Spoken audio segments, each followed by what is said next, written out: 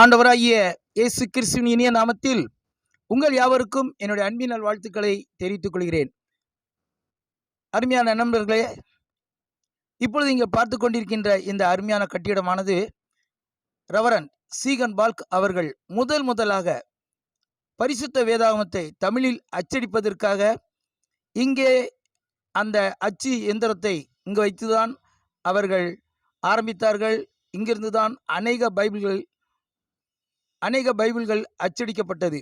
இப்பொழுது இங்கே இருக்கின்ற அவர்கள் அந்த காலத்தில் உபயோகப்படுத்தின அத்தனை இயந்திரங்களையும் அதனுடைய உபகரணங்களையும் அவர்கள் வாழ்ந்த வீட்டில் இன்றும் அதை மிகவும் பத்திரமாக பாதுகாத்து கொண்டு இருக்கிறார்கள்.